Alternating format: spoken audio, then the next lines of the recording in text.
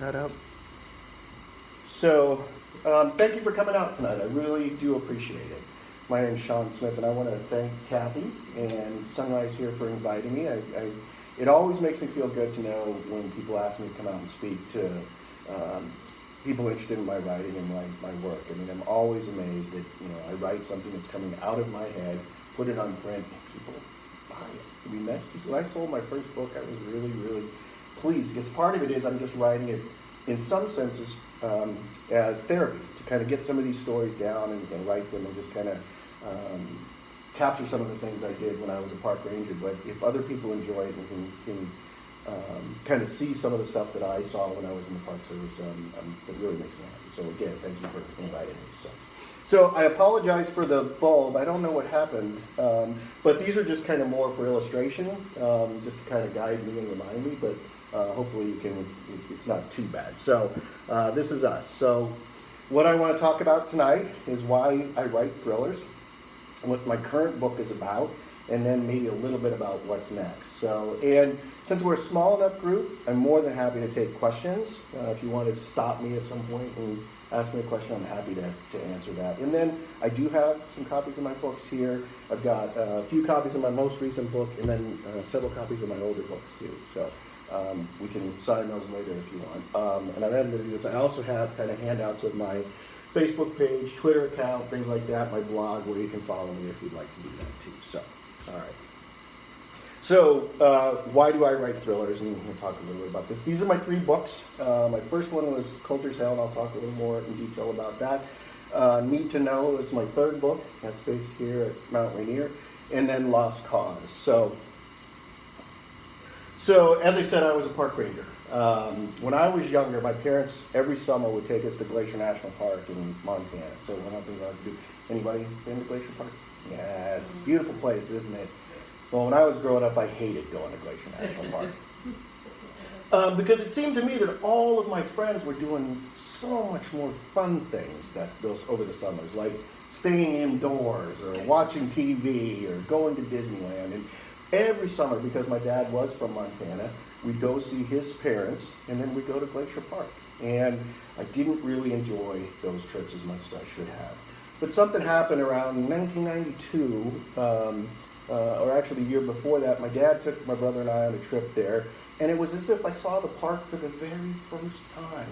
I guess I was in a place where I was ready to actually see and understand what my parents were seeing all that time. And it's like the scales fell from my eyes.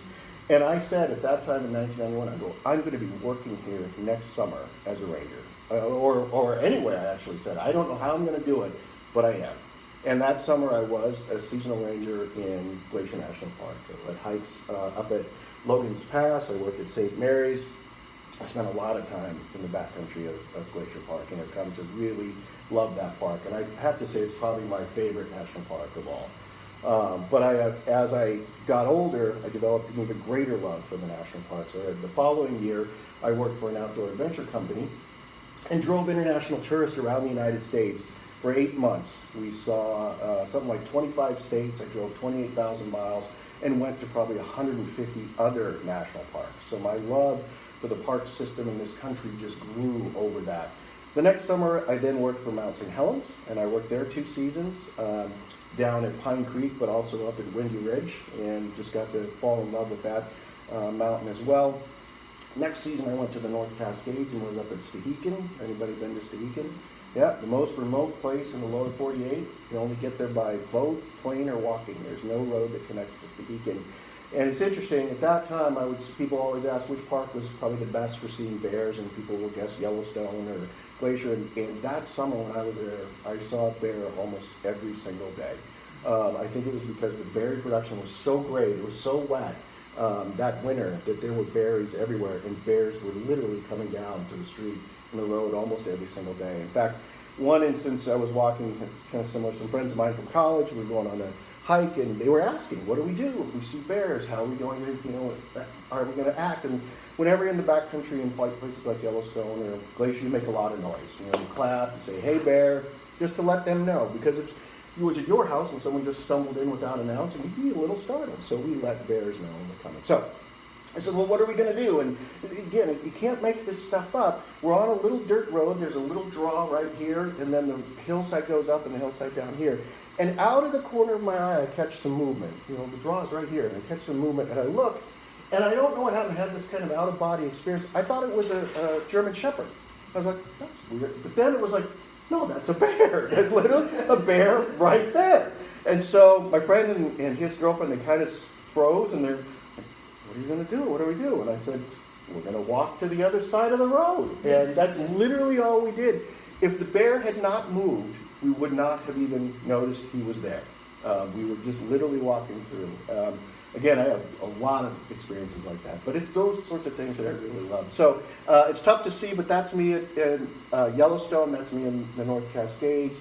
That's me also in Yellowstone there, too. And it was just a really fun job. Really fun way to spend the summer. And what I like to tell people is almost no stress. It's a zero stress job. My commute in Mount St. Helens was 40 miles, but it was up to Windy Ridge, beautiful. Even in the rain, I just really enjoyed that job. So if you get, as you get older, you actually have an opportunity to volunteer. You can be a VIP in national parks. You can also be campground host. I keep telling my wife when I retire, we're going to go volunteer at national parks. She's like, huh, we are? So she's not as in love with parks as I am. But anyway, so when I was a park ranger, I had a lot of free time. This was back in the 90s. This was before internet. We didn't have cell phones. We didn't even have TV where I was. We didn't have email, so I had to spend a lot of time in the evenings reading. And I read, and I like to read a lot of thrillers, things like that, adventure books. I like Dan Brown and his books, Tom Clancy. This was Indiana Jones and then 007. If you didn't catch it, my name is Sean Smith. My dad named me after Sean Connery. So there is a bit of a thriller connection, I think you could say. It's in my DNA. But it's one of those genres that I really enjoy. And one thing you also have to know about national parks, I worked in Yellowstone, so I was in Grant Village. I don't know if anyone's been there. Grant Village, southern part of the park. It's very pretty. It's not as popular as, say, Yellowstone or Canyon, but I tended to like it because it was at the southern end of the park, and it was halfway between Grand Tetons and Yellowstone, so you could really make a nice base. And that's where I tell people to go if they're going to the parks and they want to see both. Anyway, point of the story is the closest big grocery store was in Jackson Hole, which was about 75 miles away. So when you wanted to do your grocery shopping, you had to make a day of it. So on my days off, I would go into Jackson, I would go do my grocery shopping, I'd get my car washed, those sorts of things. If I had to do some special laundry, I'd do that as well. But I'd also, if I wanted to go see the movies, that's what I would do when I was in Jackson Hole as well. So one day I was there watching a James Bond movie. I don't remember the exact one, but as I was watching it, I was thinking, wow, I'm a park ranger, and I've rappelled off cliffs. Huh. I actually have flown an airplane. I've driven fast cars, and I've been trained in law enforcement. I've fired guns and shotguns. Everything short of chasing terrorists, park rangers do. They do similar things. Exactly. I was like, that's really weird. I've done a lot of the things that James Bond has done. Although I bet James Bond hasn't been chased down by bears. So maybe we're even on that. So I was thinking about that. And then, as I was going in Yellowstone as well, one of my hikes was to lead at what's called at West Thumb Geyser Basin. It's part of Yellowstone Lake. It's a massive lake, and there's this little thumb that sticks out from the lake. And the thumb itself is probably it would be a fair-sized lake on its own, but it's part of a much larger lake. It's about 3 miles across. And one of the things we tell people about Yellowstone is it's part of this giant caldera, a huge super volcano. And they talk about how if it were to erupt, this is what it would do and how it's done in the past. And I started thinking, man, I wonder what would happen if that volcano went off. I wonder if someone could get it to go off. Boy, that'd make a great book. Someone should write that book. So it took me quite a while, actually. That was 1997. I didn't write the book until 2012. And so it just kind of stewed inside me. When I was growing up, I didn't consider myself a real good writer. In fact, I was diagnosed with dyslexia. And so I had a lot of trouble with spelling and things like that. And so I kind of did not do a lot of writing. But about 2012, 2010, I got a life coach. And I just had this idea kind of burning in me. And he said, well, what do you want to do with your life? And I said, well, I kind of like to write a book, you know. And he said, well, what's stopping you? And I said, well, you know, I got this and I got that, and I'm not really an author. And he's like, says who? Let's just see. And so I just started working with him and started talking about it. And people often ask, you know, is it hard writing a book? You know, is it tough? It's got to be hard. And I learned a couple things. I had another friend who gave me some advice. He said, you write a page a day, and over a year, you'll have a book. So you've got to break it off in little chunks like that. I write about 500 words a day. Some days it's better, some days it's less. Some days it's easier, some days it's harder. But again, people ask me, you know, is it tough writing a book? And I said, no, it's not hard writing books. Selling books is hard. That is the hard part. Writing books is easy. Just finding the time and the commitment, sitting down. What they don't tell you is actually, if you don't have a major publisher, is that marketing and continuing to promote it. But I'm, like I said earlier, I'm getting a little bit better, and I'm finding more people interested in my books. And just over time, I'm selling, you know, just a few more books. And like I said, any sales I make, it just makes my heart sing. You know, someone bought my book and they're reading it, and hopefully they're enjoying it. So I thought about that. I said, I've got this idea for a story about Yellowstone, and could someone, if they got, say, an atomic bomb and brought it to the park, could they make the volcano erupt? And what would happen to the United States in that instance? And we'll talk a little more about it. But those are the types of things that appeal to me, those types of stories. I know my wife likes horror flicks and horror fiction. I'm not so much into that. I don't care much for that. I like stories, so this kind of illustrating stories about extinction events. Things that humanity, we think we're the top dog on the planet. There are things out there that we cannot control and can't even predict, like Yellowstone. If it were to go off, there's not a whole lot we could do about it.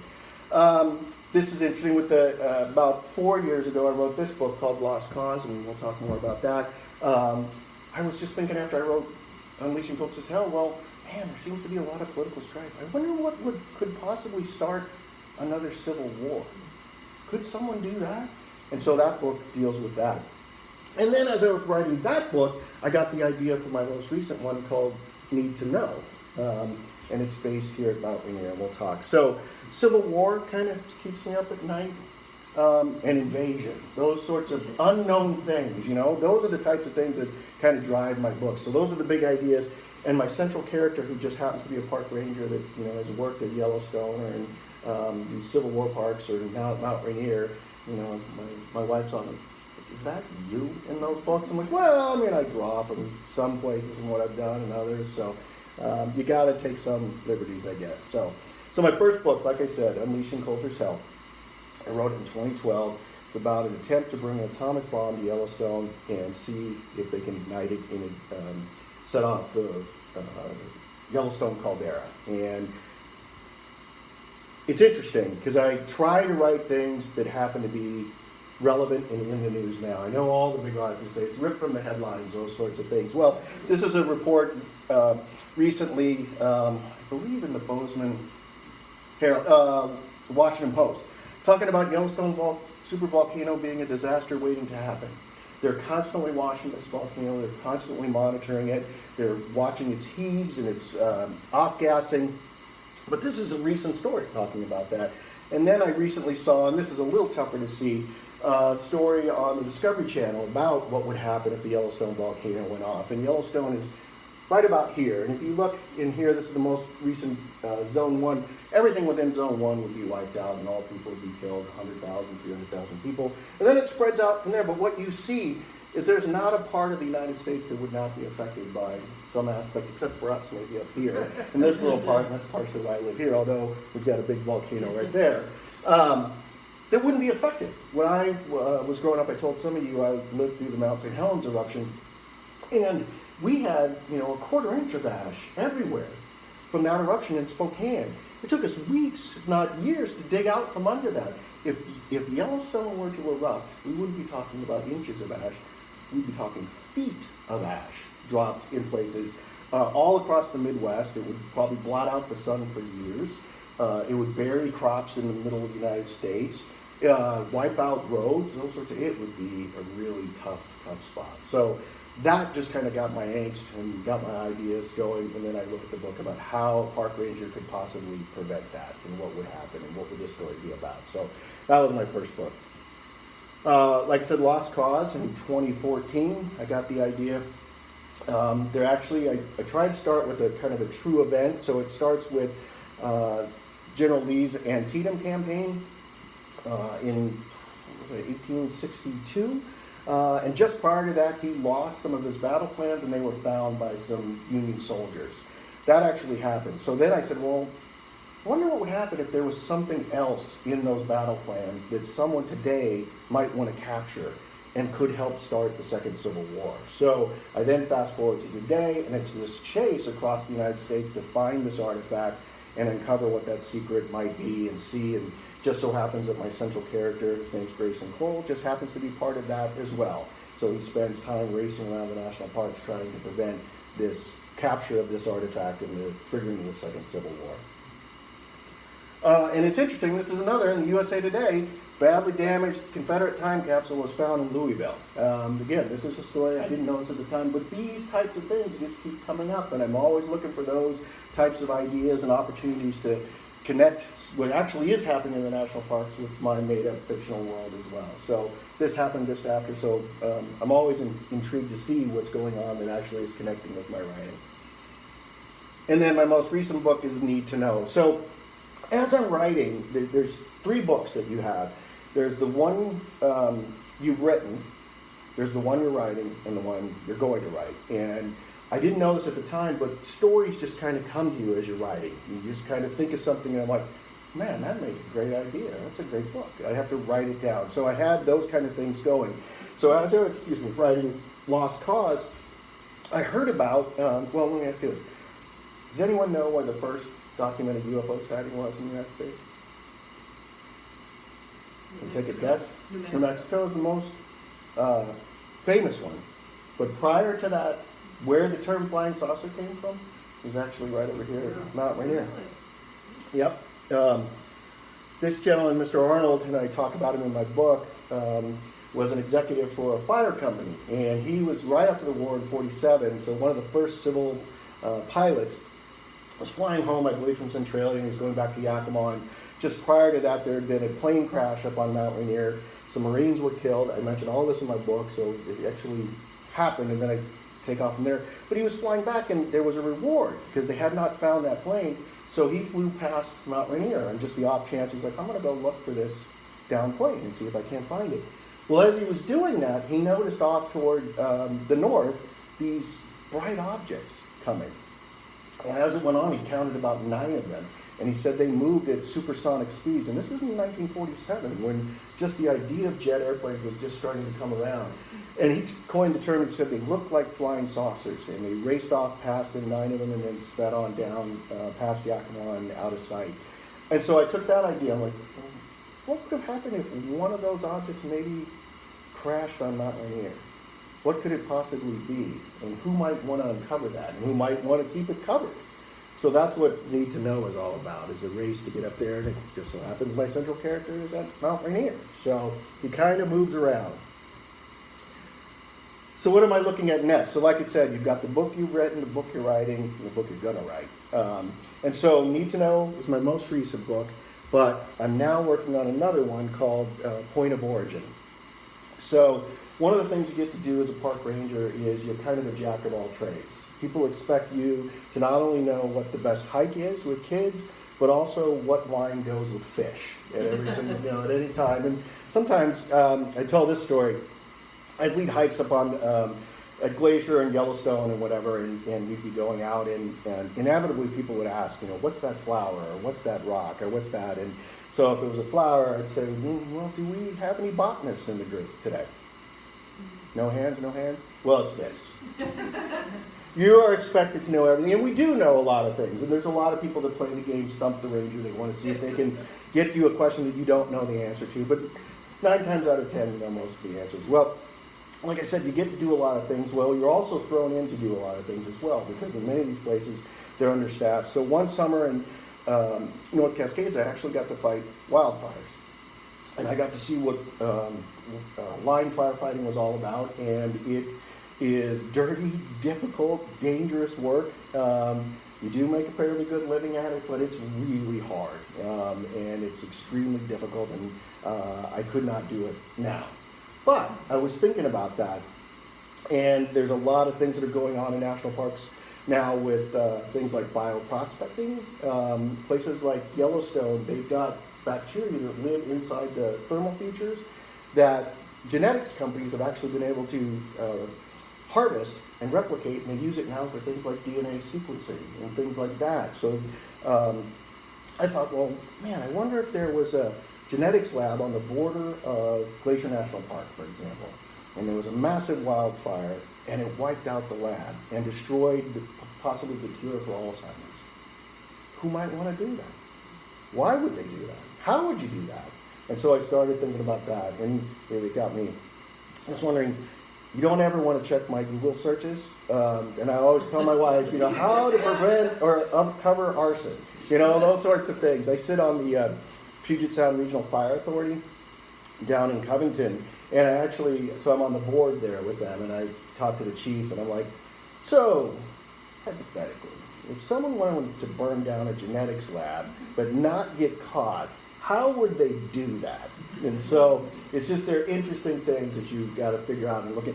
And kind of the more scary thing is, you type in those questions, there are pages about how to do those things. That's the thing that's interesting to me, is people have actually thought of it before I thought of it. So anyway, so that's my next book, is using my experience of fighting on wildfires and then having to learn about genetics and genetic labs, because I'm not a geneticist or a scientist for that matter. So some of this I have to become very proficient about, but others, with like living with the Park Service, I know that like the back of my hand. So I start writing about those things. So that's the next one. Is that going to be in a park? That's going to be in Glacier Park. Oh, it's Glacier. So Okay. yes, and it's going to tie in some of the places I had lived at, St. Mary's and Logan's Pass and other parts of the park as well. And I'm about 20,000 words into that. When I wrote my first book, Unleashing Coulter's Hill, I got about 40,000 words down, and I was like, wow, that's great, I'm done. And I went to my coach, and he's like, yeah, that's great, you're going to need about 30,000 more. And so I had to go back and basically double what I had already written, thinking I was done. And so, because what happens when you're writing, at least for me, I can see the story vividly in my head. I can see everything that's going on. I can hear the people, I can smell it, but it doesn't always translate from my head to my hands. I just assume, I'm like, when I write this, I assume everyone's seeing it exactly the way I've envisioned it. And so when I have my test readers, like my parents or my wife, they're like, how come this happened? Or what happened to this? And how come we went from here to there? And I'm like, oh, that's right. I actually have to write that down for you, don't I? So I went back and added quite a bit of that type of text as well. The general story is in the 40,000 words, but I want to expand it on a number of things in that. And I think I've gotten better as I write more books on doing that as I'm actually going, saying, what would the reader actually get from this if I just left the sentence as it is? So this is kind of the draft cover for the next book. It involves, one of the things I talked about, the genetics lab, and they did the testing at Yellowstone to find those bacteria. Well, bears they're actually finding, because they hibernate, they actually lose some brain matter or brain function, but regain it as they come out of the spring and regrow some brain cells. So scientists are starting to look at, well, how is that possible? How do these bears do that? Is there a way we can translate that to humans? And unfortunately, there is a large poaching problem for our bears. There's a number of people that are taking them for that reason, but also for gallbladders and things like that. So I kind of weave all that into the story. Who might want to prevent this cure from coming out? Who might benefit from the cure not coming out? Who might benefit if it did? So another thing you learn as you write your own books and stuff, I do all my own artwork as well. So I've had to learn how to use Photoshop, and there's a drawing program called Corel.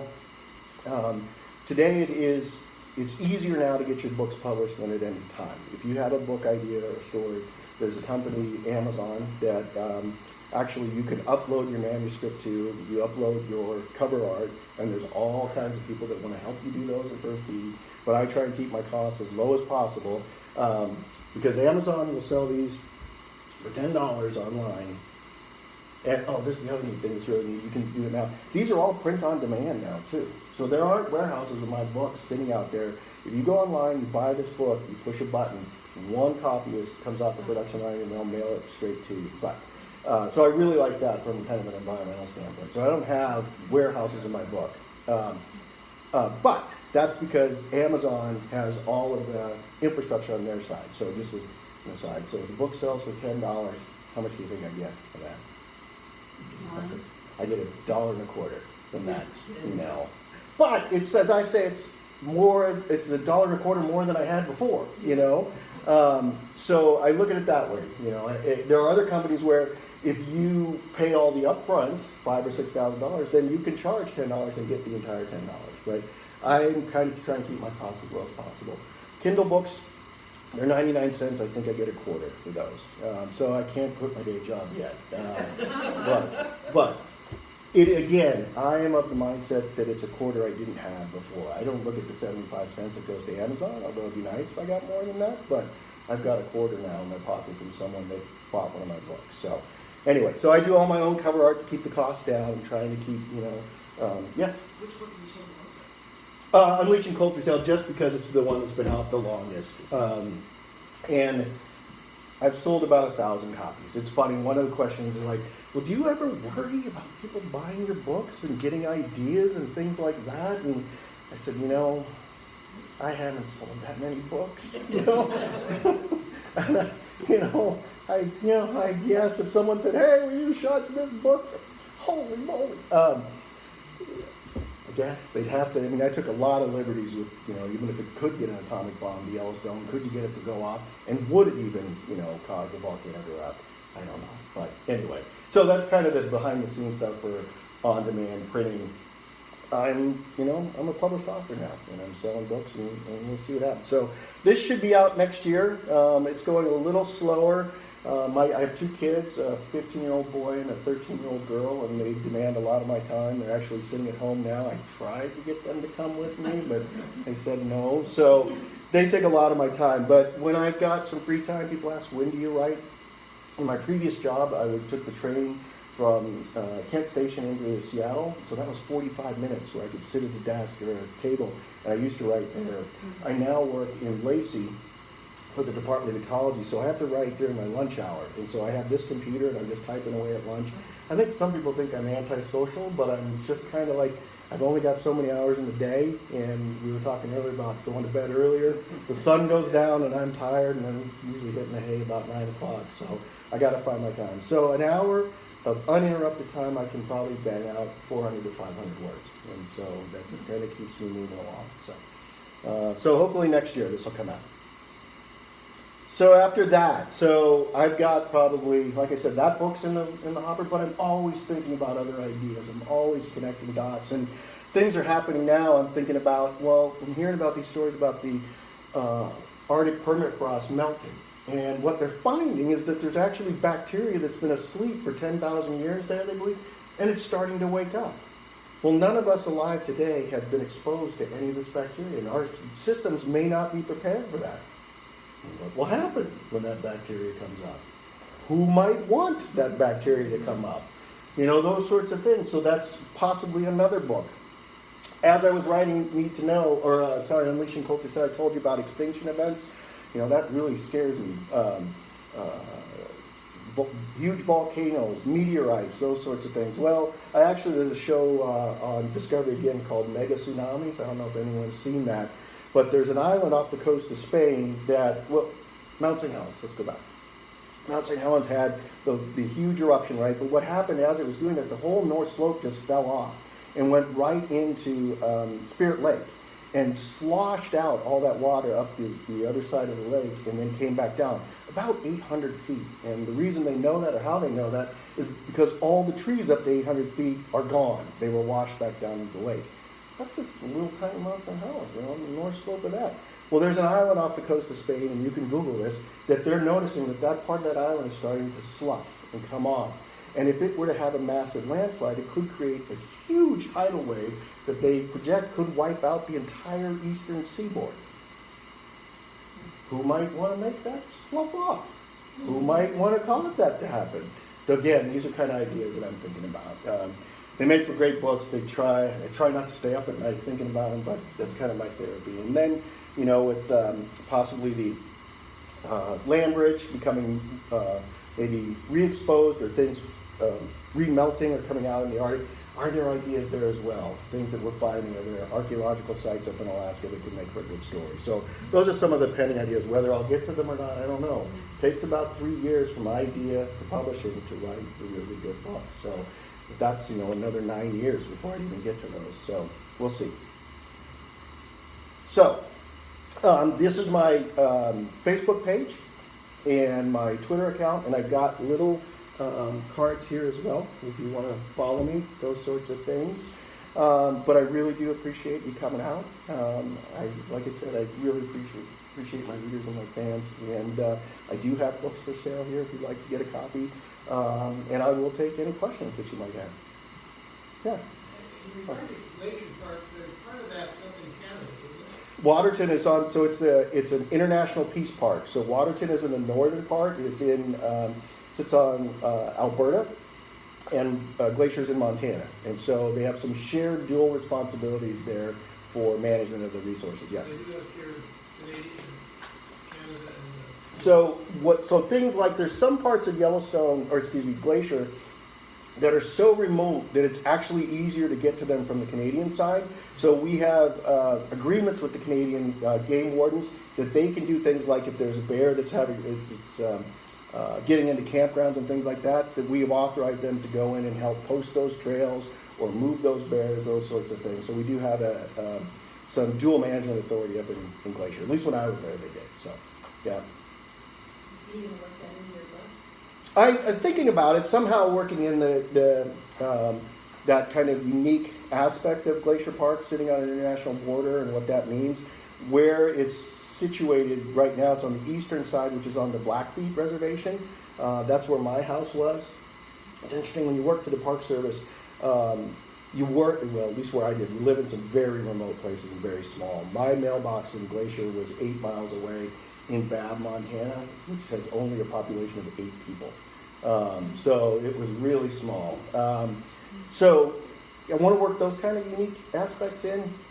These stories are just kind of coming now. In the North Cascades, one of the things that I don't know if people realize or they found kind of interesting, Stehekin's a very small town. There's probably about 50 to 100 people in the summer, it gets smaller in the winter. And it's very close, meaning people know everything about everyone. I used to joke that people knew what color underwear I was wearing that day as I go into work. I mean, it's that close. So I, on my weekends, would sometimes come into Seattle just to get some anonymity, to get away where people didn't know who I was or what I was doing, or that I was having a bad day today, or my girlfriend dumped me, which that happened while I was up there. Those sorts of things. So it's this unique kind of juxtaposition on stuff. Some people are going up to the North Cascades to get away. I was going to downtown Seattle to say, nobody knows me here. This is great. So I work some of that into it too as well. So, other questions? No, this is my favorite part. So, yeah. Up there at the Windy Ridge in St. Helens, they say that somebody illegally planted some rainbow trout back in Spirit Lake. Yeah, lake trout, I think, but yeah. Are they getting any size up there? Yeah, the fish are getting really big. They've thrown, they believe in Yellowstone Lake as well. They've thrown some big brook trout in there. They are getting, well, let me say this.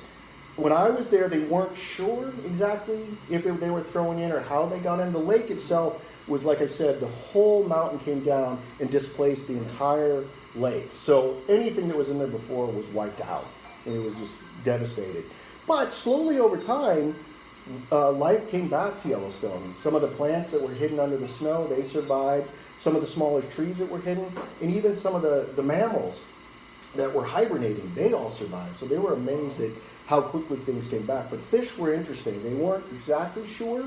It's possible. So here's the natural way they could have. They could have been carried by birds and inadvertently dropped into that lake. But it's more likely that some fishermen brought them down and threw them in. And they're doing actually pretty well there. I'm not sure if they allow fishing there. They do in, I can't remember the name of the lake, on the other side that was created by Yellowstone when it came down, it dammed a new part of the river and created a new lake. That area, they do a lot of fishing in there. So, yeah, it's amazing. And if that mountain had erupted, say, in the summer, you'd have a totally different recovery. Some lakes totally survived because they were buried under the ice, and the blast just went right over the top of them. I mean, it was actually as if there was nothing had happened for them. Others, like I said, were entirely wiped out, and it's been a really interesting scientific experiment to see the mountain come back. So, yeah. Did you know Harry Truman? I didn't know Harry, but when you're there, everyone asks about Harry Truman, and you'd be surprised at how many people think it was the president that was actually killed there. And we're like, Harry Truman was killed here? I didn't know that. But no, there was more than one Harry Truman. But he obviously was part of our stories, and everyone wanted to know about Harry Truman and what happened to him and why didn't he leave. And part of it is we didn't know. This was the first real modern eruption of one of our Cascade volcanoes, and people weren't sure what was going to happen. And since then, that mountain is so well monitored and wired up that the mountain itself has kind of this unique signature that they can they've seen it, they know what it's doing, and they can predict within days of when it's going to erupt now. Whether Mount Rainier or other Cascade volcanoes will follow that, we're not sure, but we're learning a lot from watching Mount St. Helens that helps us with our other volcanoes. Now, not to make you too frightened, but you wouldn't even need an eruption to have significant problems at Mount Rainier. Just as a significant outburst or say a warming that melts the snow and ice, that could be a big mess. You have what's called lahars, and that could be a big problem. And so, anyway, it's interesting. I worked in volcanoes, so I worked in parts of volcanoes and big bears. That was kind of my experience, and I wouldn't trade it for anything. So, what else? Yes? So what book are you reading right now, or do you have time to read? I'm reading a couple, actually. There's one, I can't remember his name. I actually kind of picked books up. It's called The Lost Order, actually, and it's about a Civil War type kind of conspiracy that involves the Smithsonian. And so it struck me, my book came out before that, and I was like, well, let's see what this writer thinks, in the story. And it's got similar kind of aspects. There's this lost group that's got this kind of magic path that if you find it, I'm not quite sure what it's leading to, but I'm reading that. And then I'm actually reading a book on the Civil War. So, as I said, I've got a commute to Lacey, so it's about an hour a day. And I can only listen to so much talk radio or sports radio, so I get books on tapes or CDs, and I listen to those, and I probably read 15 books each year as I do that, just kind of thinking and always. So I'm reading a book on the Civil War, but I've read books on science. So if I'm interested in another book, or working on my latest book, I'll get books on arson. So I look at that and I start reading it. For Lost Cause, I read a book on Area 51. It's a really interesting history of that area and what at least we think is going on in Area 51. So I read that to get some interest in that book. Mount St. Helens, I read obviously books on volcanoes and history, and Lost Cause, a lot of Civil War books. So that's wonderful. I'm always reading something. Yeah. So. Anything else? So you work for the Department of Ecology? Yes, I work for ecology, yeah. What brought you back, and what do you do for ecology? So after the Park Service, one of the things I talked about, it's tough getting a permanent position. As I said, most of the park rangers you see out there, I'd say about 75% are seasonal rangers. So places like Mount Rainier, the need for staff goes down quite a bit. So it just makes sense. So I had done that for about 7 years, kind of living as a seasonal ranger, and then in the wintertime kind of starving, trying to find a place. And I joked that my parents finally got smart and changed the locks on their basement, and so I had to get a real job. And I was in Santa Rosa in California going through the Park Service Law Enforcement Academy, and I met a gentleman the year before who ran a nonprofit out of San Francisco. And I go, well, I'm in town. Can I come see your nonprofit? And he said, well, why don't you apply for the job that we have here? So it was working for an environmental nonprofit. I worked as a lobbyist for 7 years for them. I went all over the world working on their issues. I lobbied before Congress. I've been on CNN and MSNBC and all those sorts of things. And then it was working on national park issues, so it was just great. But I've always wanted to get back to to the northwest. I grew up in Spokane. My parents still live there. My brother still lives there. I'm a huge Husky fan. Go Dogs. You know, it's I'm just from the northwest. The climate I just like. You know, my wife. It's funny. She grew up in Long Island in New York, and we met in San Francisco. And so she moved from New York to San Francisco. I moved from Yellowstone to San Francisco. And she said San Francisco was the smallest town she'd ever lived in. I said San Francisco was the largest town I'd ever lived in. So there was a little bit of a culture clash there. But at one point there was an opening for another position up here with another nonprofit working on national park, which I applied for and I got. And they moved us up here, and we've been living here ever since. About 7 years ago, though, I moved over to the Department of Ecology down in Lacey, and I work for what's called the Reducing Toxic Threats Unit. We are a product testing division of ecology. So things like plastic bottles, your brake pads, and casings for your computers, they all contain a chemical mix, and some of them are highly toxic. Some of the chemicals are prohibited, and it's our job. We have authority in 10 laws to enforce those laws. So we go out, we buy the products, we chop them up, we send them to a lab, we get an analysis back, and then we can determine whether they have banned chemicals in them or not. You'd be surprised, this isn't kind of another one, how many products out there contain things like lead that kids are buying right now. Lunchbox, school, book wraps, those sorts of things. It's just, you would think they're not there, but there's a lot of toxic stuff out there. So that's what I do now. So it's inspiring, it's also a little depressing at times, but it's really amazing work, and we've got some really dedicated people, so that's what I do. Yeah. And I write books. So, oh, and I'm also the deputy mayor of Covington, so that's kind of in my evenings, and my life. I don't have really much spare time, so I'm here talking to you folks, yeah, and that's kind of what my wife's saying to my family. I am going to have to find some balance at some point. It's like, okay, maybe one of those volunteer things might have to go away. So anyway, so, yes. You must have run up against more dangerous animals than just bears. What other animals? So it depends on how you define dangerous. In Yellowstone, people are terrified of bears. In Glacier, I mean, I would have people that were just holding onto the handrail of their car, terrified to get away and out. And, I recognize that, if you're coming from New York City and this is a new place and it's wide open and there are no buildings, it can be unsettling and scary. But I said, you're more likely to get hit by a car in this parking lot than you are to be attacked by a bear. Now, again, that's hard for people to accept, but, so I said, let's just get, out here and let's do, get you out, and we get people in the backcountry, and I'm going to get to your question here, but I tell stories, so people come on my hikes, and I can tell that some people are really afraid, and I'd say, okay, who's afraid of bears? Who's afraid we're going to see bears? And we'd be in a group like this, and if we had this size group, we're not going to see any bears. We're just making too much noise, there's too much going on. I never saw bears, but I knew people were afraid, so I said, okay, who's afraid of bears? So, okay, well, here's what we're going to do. If we see a bear, we're going to make a real tight circle around the ranger. That's exactly what people are like, wait a minute, what? What did he say? So you get them laughing, and you just get started, and I go, look, we're going to make noise, we're going to let bears know we're coming. If we really do see one, we're going to stop, and we're going to slowly walk back, we're going to assess the situation, we'll be fine. I did carry bears.